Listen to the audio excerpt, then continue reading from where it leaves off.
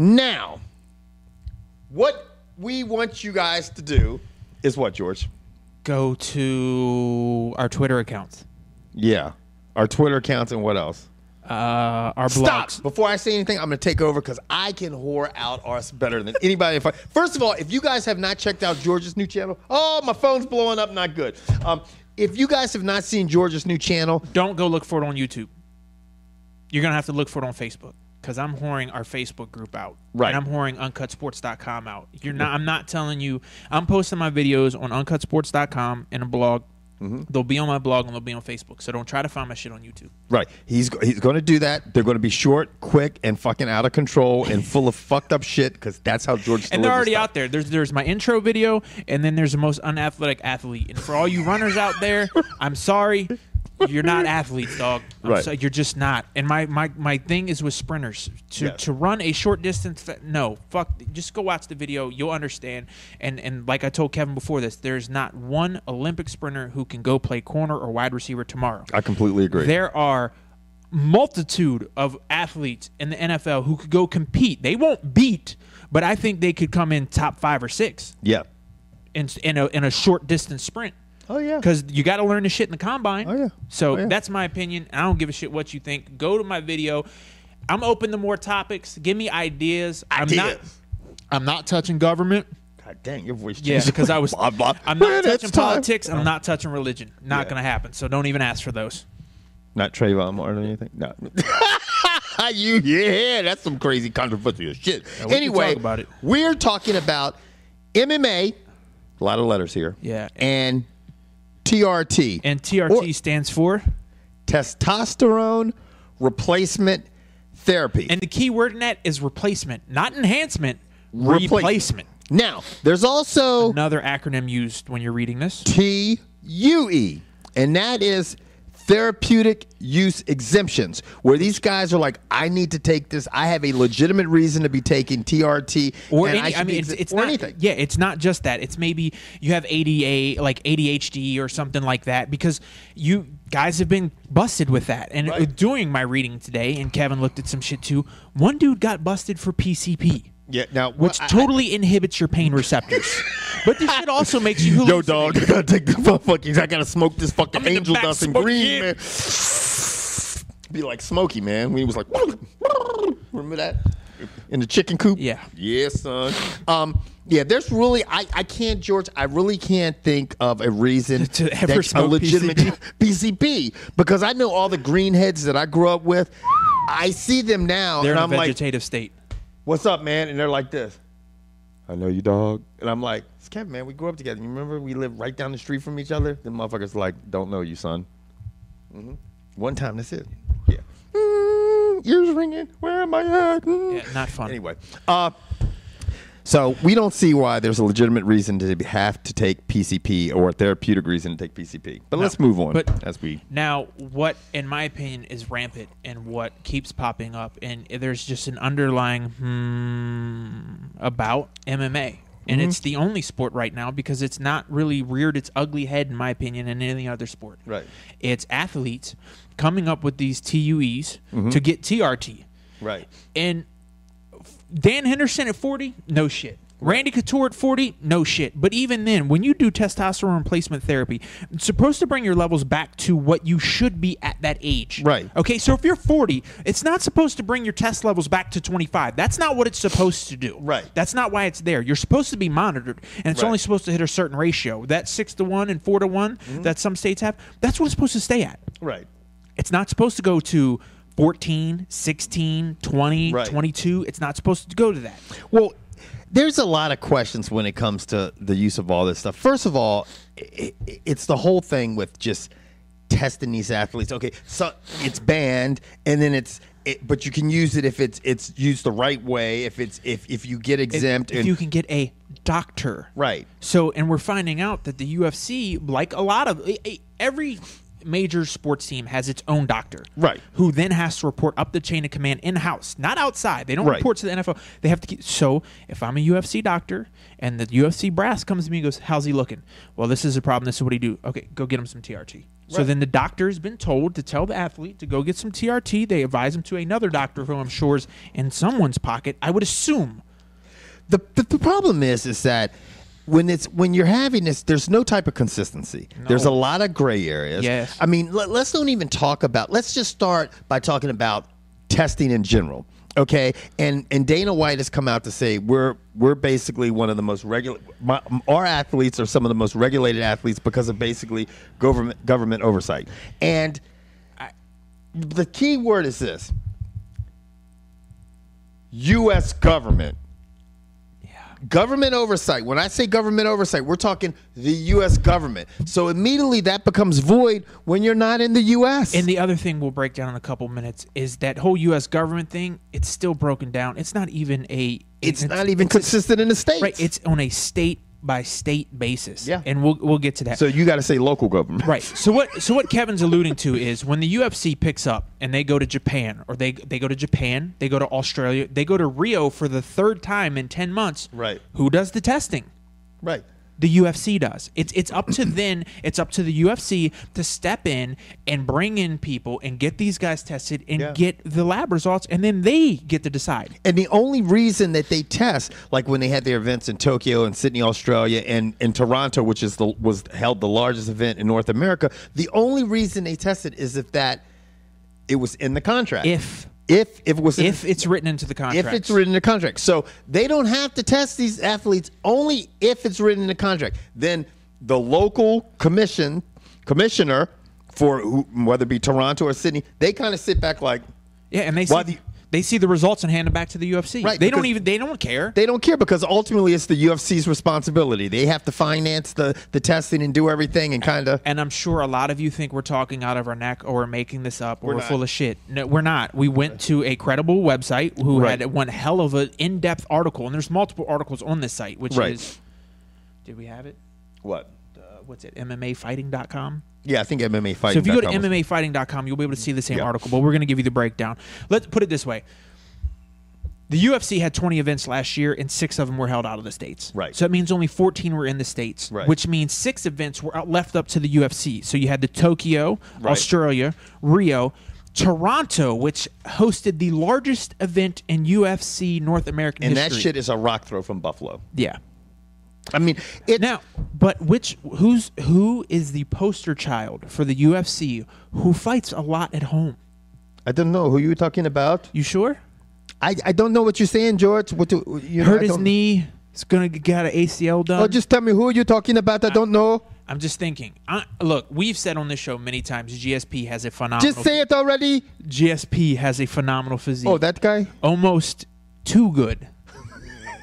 But the problem is when you get GSP, it doesn't matter what fanboys they are. If it's any particular MMA athlete that somebody has fucking got their nuts on their chin, they get upset. And it's not that George and I are picking favorites or saying that all the time. We're just saying the facts. We're looking at what's in place. And what's in place is, here's the thing. If I'm going to fight in Canada, and I know this ahead of time, 6 months out, I know I'm going to get tested, and it doesn't matter.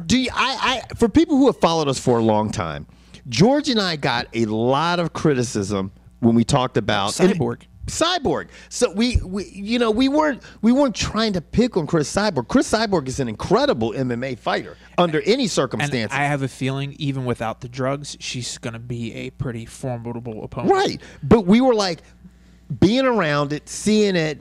I mean, George and I have had a lot of exposure to the drugs. I mean, to GH and whatever the fuck. I mean, any type of PEDs. So we see it. It's not like we're just talking out of the side of our neck or pulling shit out of our ass. We were like, Have you seen pictures of Kevin when he competed at bodybuilding?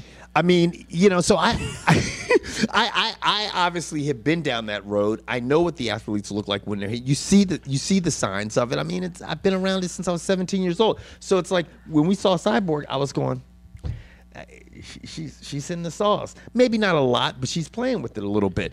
And now, with that said, if you're a fighter and and I'm saying, look, I'm Dana White or I'm whoever the other guy who makes the match. I'm going Kevin. You're gonna have to fight Anderson Silva, or no, you beat Chael Sonnen, okay? Right. And this is seriously what's about to happen. Right. Your next opponent under circumstances is going to be Anderson Silva. Okay, it's going to be in Rio. They don't drug test in Rio. I'm jacked. Exactly. Yeah, 1 out of 5. They're only getting 1 out of 5 guys. Anyway. If I'm fighting Silva in Rio, like Chael Sonnen is, I'm taking the sauce. And they're not tested in Rio. No. And here's the other thing. And I can say this. To me, one of the major league sports who had the biggest problem with this was baseball. Right. And so baseball's even started to test in the minor leagues. Yeah. First strike, 50 games. Right. Second strike, 100 games. Third strike, I think you're out, like done. Yeah, it's done. Well, baseball, and sorry to cut you off, they're the one league that has said, okay, we're making it even.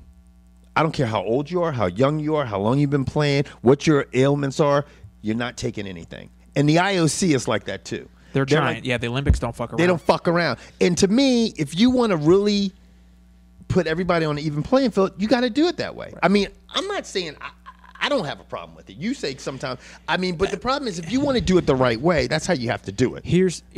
We'll get. I just say let them go all get roided out and kill the fucker. Well, here's what I'm thinking. If I'm Dana White let me rephrase that. If I'm the UFC and I'm making these matches, and I have this group of fighters over here, who I know there is a strong possibility where if we go to Nevada or New Jersey or what was the other one? Nevada, New Jersey, and I think there's one other state that actually tests pretty decently. I'm not putting them on the card. No, I'm not. No shit. I'm not. I'm not putting them on the card. No, why? I mean, Dane, if you're watching the show right now, fucking don't put those guys on the card. I wouldn't. I mean, I understand in Nevada you get your biggest draws, but let me tell you, you got big name guys who can pass a drug test. There's other promoters in other sports that are way dirtier than that. His name's Brian Shaw. I was just going to say Shaw. Gary Shaw. Whatever. His name is John Shaw, Ernest Shaw. His last name's Shaw.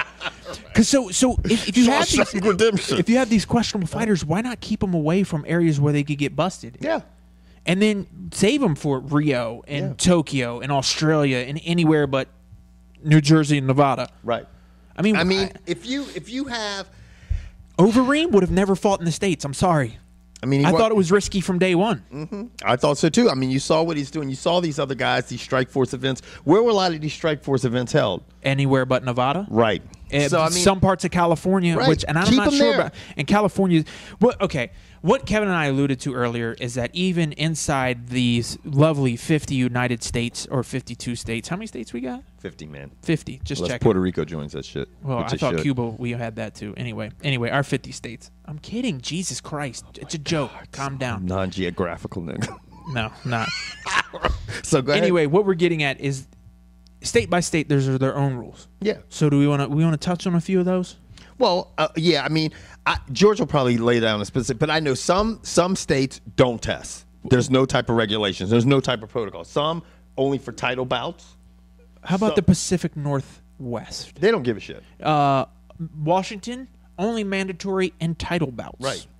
Let's touch on Louisiana.